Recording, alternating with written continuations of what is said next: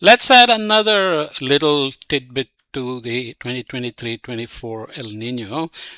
We have had a couple of podcasts looking at whether the 2023 warming could be explained.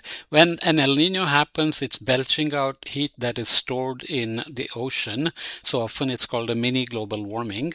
But 2023 got much warmer than what we would expect from that El Nino plus global warming that was already there.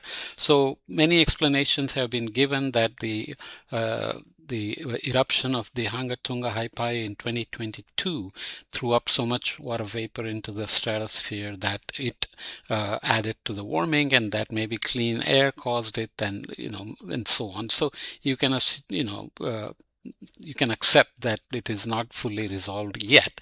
But 2024 started to make much more news because there was big debate about whether we crossed 1.5 degrees C global warming threshold or not. Just spiking over it may or may not have any consequence, but nonetheless, it's a threshold that's defined in the Paris Agreement, and everybody wants to scream about it. But nonetheless, there are different temperature products, and not all of them actually agree about this 1.5 degrees C crossing. And the main thing to remember is that all these temperature products are a mix of models and data in a reanalysis kind of approach. So it's not always pure data, and a small difference in two products can mean a huge difference in the energy balance of the planet, right? So it's very critical, and remember, these are not trivial differences. So I don't know why I have this here.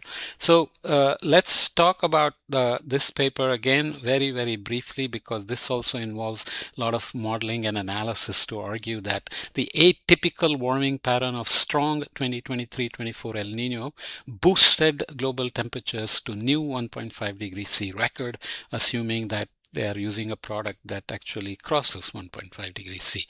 People say 1.6, 1.55, and I think NOAA is below 1.5 and so on, NOAA product. During the 2023-24 El Nino, the July 23, June 24 average global mean surface temperature peaked at 1.58 degrees C above pre-industrial levels associated with the record 0.36 degrees C year-over-year rise. So this 1.58 degrees C is corresponding to some particular temperature product. Okay, here we use statistical models and a Green's function method to explore the causes for this rise. We show that sea surface temperature accounts for about 92% of the interannual warming, highlighting the critical role of El Nino diversity.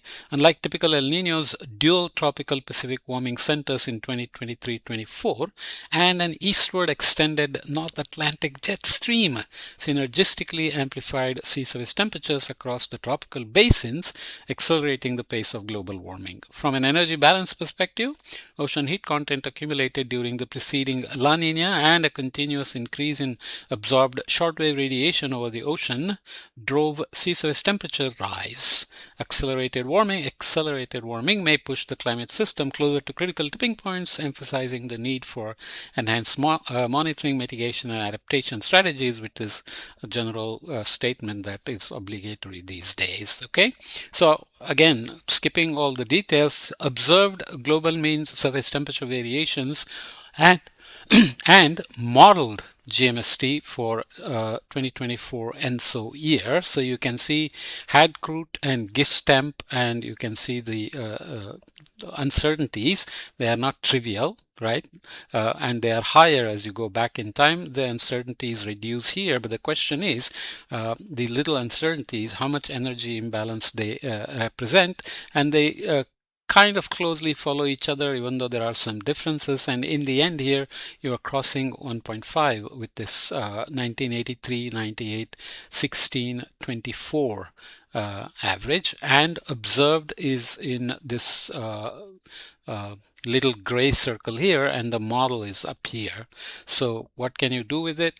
I will let you read it because they have a lot of debates about a lot of ways of dissecting these and looking at these things in different ways in terms of ENSO impact and so on. So observations and model, you always have to tell yourself that model is doing reasonably well, so it can be used to separate the the factors to ensure that the unusual warming of the 2023 El Nino in terms of its pattern was responsible. So 1982 to 2023 bias is shown here spread over. So probability density in terms of per degree centigrade is focused here for the 2024 simulations. These are details that matter in interpreting such small differences here between observations, models, and in deconvolving the contributions of the terms they're going after. Lots of details there that I'm going to completely skip. Okay. So observed SST and land atmosphere temperatures for 2024. This is what they would call dual peak warming. So there is one here that we just talked about, coastal extreme El Nino and so on, and there is a warming here. And this is the observed delta SST and delta land temperature for 2024. You can see the El Nino and its pattern shows up, but there are lots of signatures in the Indian Ocean with the IOD-like thing and so on.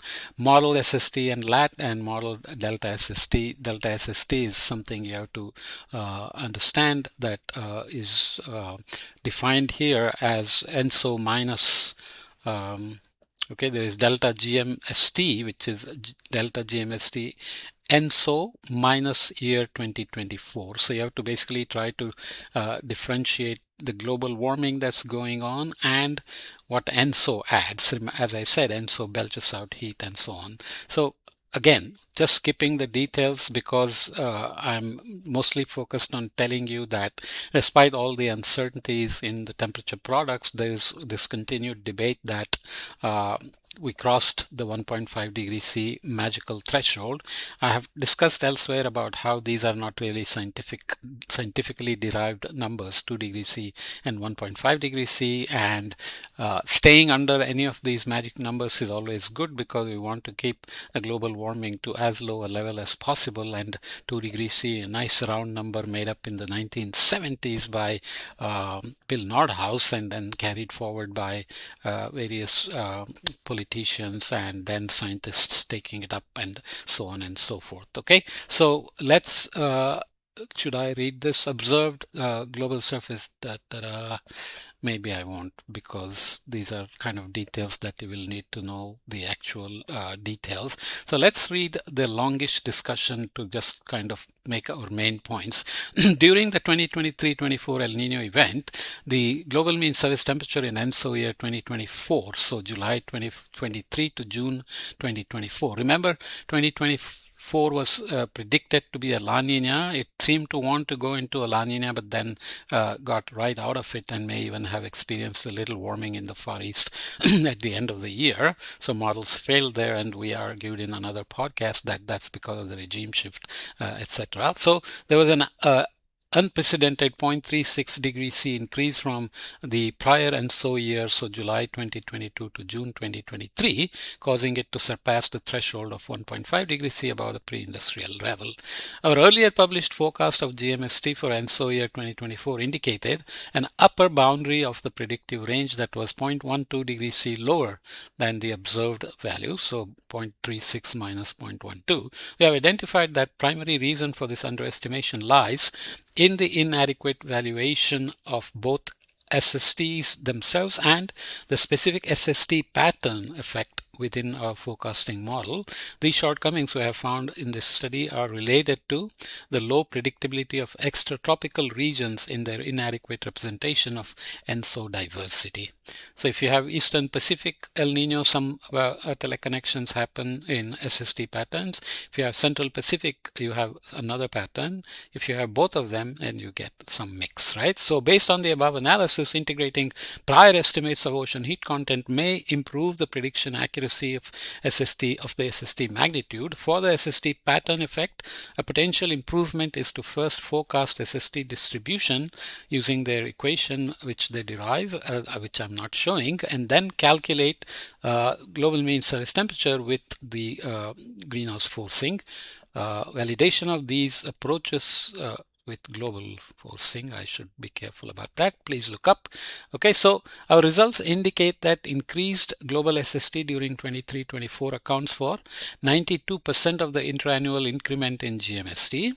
The 23-24 El Nino with dual warming centers in the central and eastern Pacific amplified GMST to a greater extent than typical El Nino events captured in our hindcast results. So their main point is that this warming pattern of dual ENSO, so CP ENSO plus EP ENSO, created this additional warming that they are claiming was not captured by the model in the beginning. Okay, so the spatiotemporal evolution characteristics of this El Nino event combined with the eastward North Atlantic jet stream extension contributed to a greater increase to greater SST increases in the tropical Indian and North Atlantic. From the perspective of eastern equatorial Indian Ocean, the ocean heat content accumulated during the preceding La Nina and the continuously enhanced ASR made substantial absorbed solar radiation made substantial contributions to the subsequent rise in SST.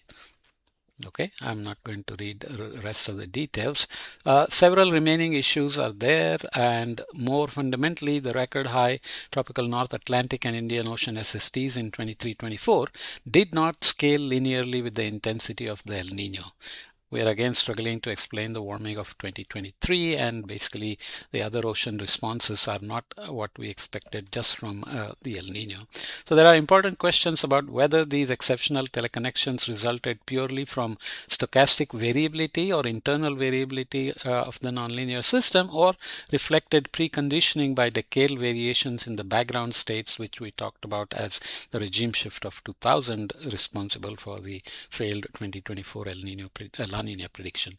Projecting whether similar atypical teleconnections will recur requires further investigations into how ENSO diversity interacts with the anthropogenic warming and internal climate modes. So we will see this year what will happen, because this El Nino is also extending all the way from South American coast towards the dateline and is one of the strongest recorded so far.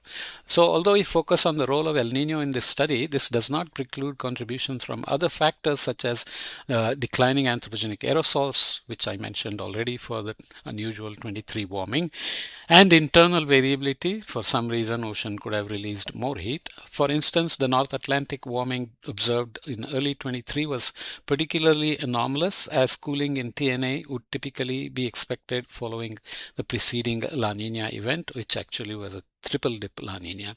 This unusual warming may have been driven by the combined effects of anthropogenic forcing and internal variability.